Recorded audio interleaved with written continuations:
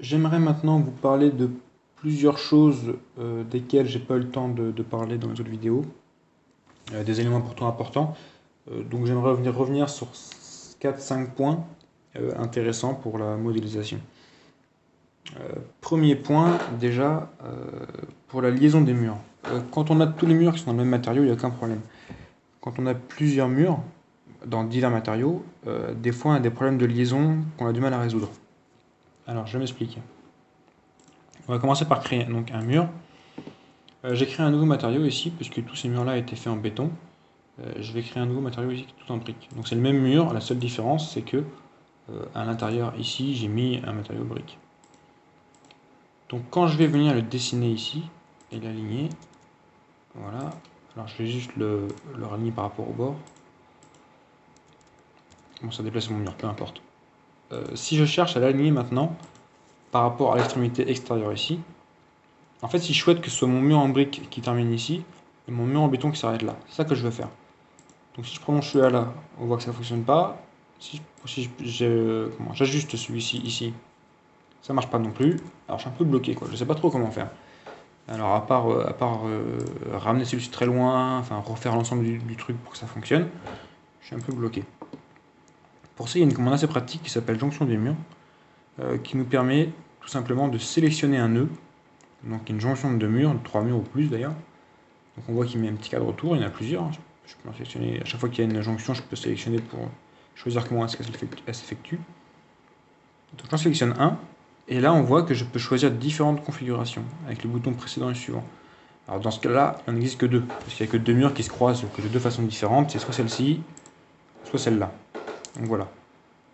On voit que c'est pas intéressant, on voit aussi que c'est pas un onglet, c'est pas forcément intéressant pour nous. Si on avait des éléments en bois par exemple, ça pourrait être intéressant, ça fait une coupe à 45, mais bon, donc c'est pas. On préfère les abous en général. Et également, point de vue finition, on peut mettre ou pas le joint enfoncé. Ici, on voit que ça le met en plus gras. Donc voilà, c'est un élément assez intéressant. Ça fonctionne également quand on a des choses un peu plus compliquées. Par exemple, si j'avais ici un mur en biais et un nouveau mur qui repartirait de ce mur en biais ici, par exemple. Voilà.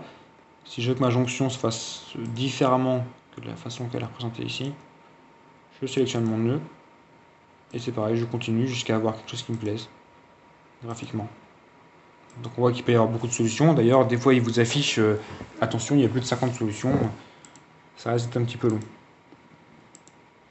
Donc voilà, c'est quand même un outil assez intéressant qui me permet de faire pas mal de choses. Voilà, pour finaliser nos plans. Un autre outil qui nous permet également de finaliser les plans, si vous avez fait tout le plan avec tout le matériau et qu'il y a encore des choses, des aspects qui ne sont pas satisfaisants, il y a une petite technique de triche qui existe pour les traits, qui se situe ici, qui vous permet de redessiner les traits comme vous le souhaitez. Donc si par exemple ici je ne souhaitais pas que ce soit un trait gras mais un trait fin, mais que le reste soit un trait gras, alors bien sûr si c'était tout le mur que je voulais en trait fin, je modifierais dans les options de visibilité. C'est un trait ponctuel et que c'est un petit peu compliqué à définir automatiquement, je peux toujours utiliser cette technique là. Donc je choisis la ligne qui va remplacer ma sélection et on voit que quand je sélectionne ma ligne, automatiquement elle se transforme. Donc voilà, ça peut être intéressant pour finaliser un plan. L'idée c'est pas de faire tout un plan comme ça n'a aucun intérêt, c'est vraiment pour les éléments ponctuels qu'on n'arrive pas à résoudre autrement, ou ce serait trop long à résoudre autrement pour le bénéfice que ça apporte au plan. Donc voilà, deux techniques visuelles intéressantes. J'aimerais vous reparler également d'un autre élément, c'est pour tout ce qui est fond de plan, on n'en a pas parlé encore.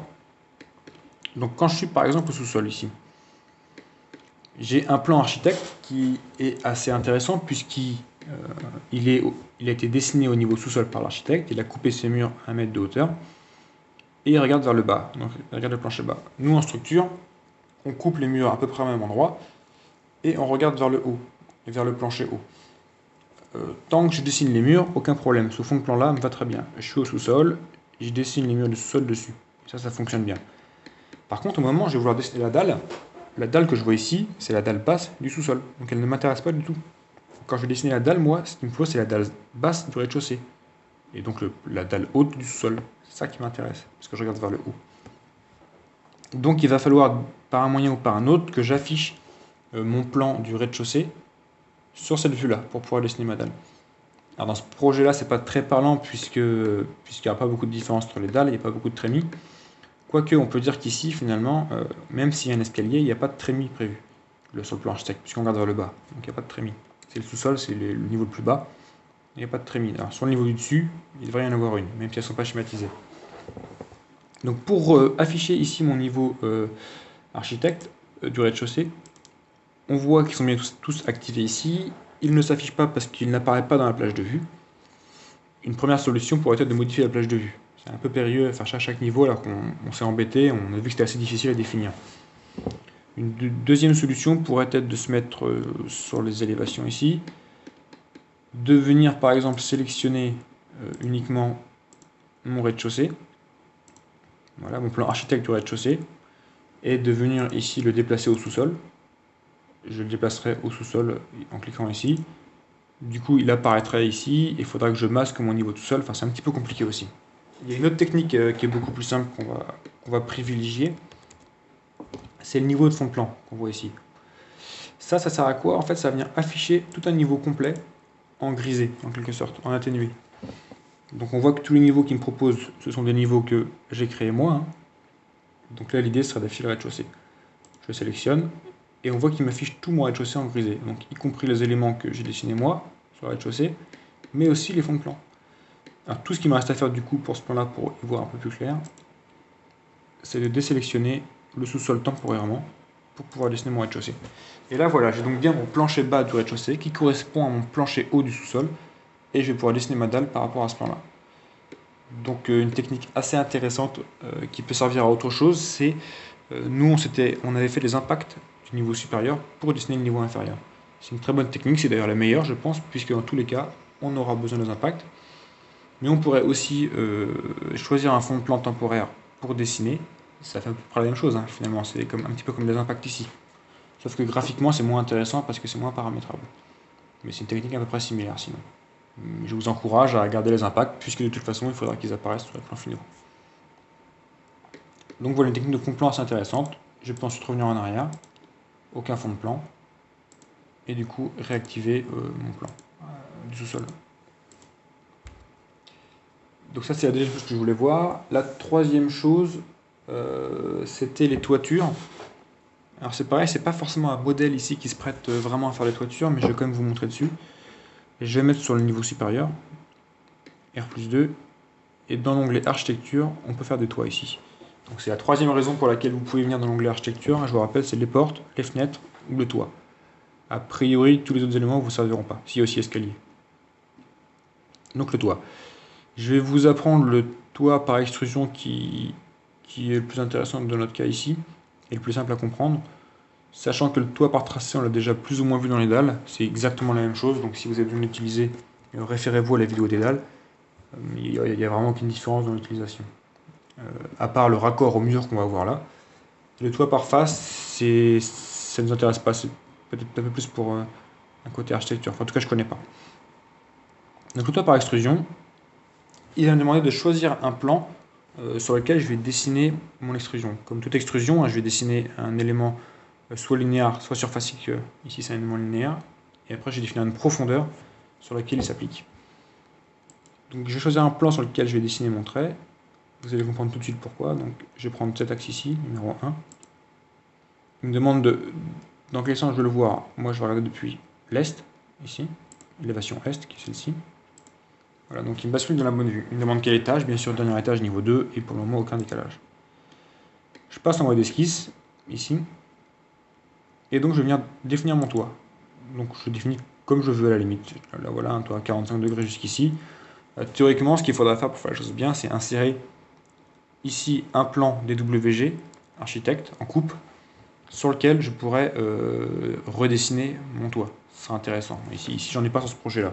Mais ce sera ça le plus intéressant pour optimiser mon temps. Bon, on va faire quelque chose d'un petit peu plus sympa aussi, là, comme on a une liberté absolue. On a un petit toit architecturalement sympa. Donc on voit que je suis très très libre dans mes formes, je peux faire à peu près ce que je veux. De toute façon, après la découpe suivra automatiquement en arrière. Donc voilà, j'ai défini mon profil de toit, ici. Je valide mon extrusion. Et donc on voit qu'il m'a mis un toit avec une épaisseur. Cette épaisseur est paramétrable exactement comme pour les dalles ou comme pour les voiles ici. On peut en créer des familles différentes et modifier ici les épaisseurs. Exactement comme pour les dalles et pour les voiles. Ça correspond à quoi physiquement? Ça va être en fait la différence entre le faîtage ici, le niveau haut fini du toit, et en dessous l'arrêt des murs de structure. Les murs vont s'arrêter au niveau du dessous.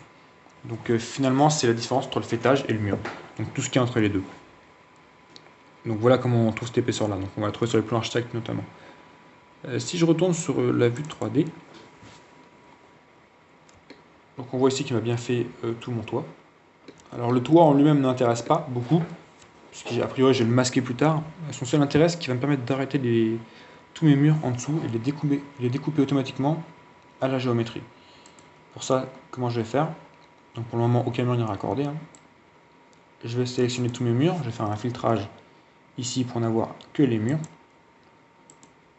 Je pourrais aussi prendre les poteaux éventuellement, mais ça n'aura pas beaucoup de chance ici. Je vais prendre que les murs. Et je vais venir, ici on voit la commande, les attacher. Et donc je vais attacher à un toit. Attacher, je prends mon toit. Et voilà, il me les prolonge automatiquement. Donc on voit que là mes murs se sont arrêtés sous voile. Donc on peut faire des choses assez sympas et assez facilement grâce à cette technique là. Alors pour tous les murs qui sont déjà contraints sous une dalle, il faudra les décontraindre pour qu'ils s'arrêtent sous le toit. Ici ils sont contraints par rapport à la dalle pour le moment. Voilà. Pour un résultat graphique plus intéressant, puisque comme je vous le disais le toit ne nous intéresse souvent pas, on peut tout simplement le masquer ici dans les visibilités graphisme. C'est quelque chose d'assez commun. Toit. Donc voilà le résultat. Donc c'est bien, c'est simple, et en plus très modulable, puisque comme toute esquisse, on peut aller modifier plus tard ces éléments. On clique sur le toit, on fait modifier esquisse, et on peut ensuite modifier. Voilà, c'est une solution à privilégier absolument à l'esquisse de mur. Alors l'esquisse de mur, pour rappel, c'est quand je sélectionne un mur, j'ai accès directement ici à modifier le profil. Et je pourrais, les murs un par un, modifier leur cote. Leur cote et leur profil ici, pour faire quelque chose qui m'intéresse. Bon, c'est déjà beaucoup plus compliqué parce qu'il faudra le faire mur par mur. Voilà, vous voyez, ça fait un peu le même résultat. Il faudra le faire mur par mur d'une part, et de seconde part, enfin c'est très loin à modifier, c'est très loin à reprendre. Alors beaucoup d'architectes aiment bien travailler comme ça, ce qui nous oblige nous à reprendre des plans d'arrière. Mais bon, voilà, c'est comme ça. Bon, privilégiez absolument les toits, c'est beaucoup plus facile, beaucoup plus fluide, beaucoup plus modifiable aussi par la suite. Donc voilà. Je voulais également voir quelque chose qui va être intéressant pour nous. D'ailleurs, j'en ai un ici que je vais supprimer pour l'exemple. Alors, il y a un défaut dans Revit, puisque Revit a été créé à la base plutôt pour architectes. Bon, tout doucement, il passe à la structure, mais il y a encore des aberrations qui sont un petit peu dérangeantes, notamment pour annoter un niveau en épaisseur et en hauteur, une dalle, je veux dire. On a souvent un rond, tout le temps, un rond qui s'affiche, dans lequel on a l'épaisseur et le niveau de la dalle. Alors, ça n'existe pas dans Revit. On peut éventuellement retrouver le niveau grâce à la commande ici code élévation qu'on a déjà vu. En prenant la dalle, là il me retrouve le niveau. Ça c'est possible. Après on peut changer le style graphique pour avoir quelque chose qui nous intéresse beaucoup plus, avec un rond autour et tout ça. Mais on ne pourrait pas récupérer l'épaisseur de dalle. Pour ça on est obligé de tricher. Alors pour information, enfin c'est pas de la triche en fait, hein, c'est de la. On utilise des familles d'une façon assez avancée pour pouvoir justement modifier ça. Enfin, pour pouvoir pallier ça. Donc pour ça, comment on fait? Alors je vais charger les familles. Alors là du coup pour le coup c'est pas une famille comprise dans le dossier de Revit, c'est une famille qu'on a développée nous grâce au PDF que vous avez en juin. Nous on l'a découvert de la même façon que vous vis-à-vis de ce PDF, on a suivi la méthodologie, on l'a créé.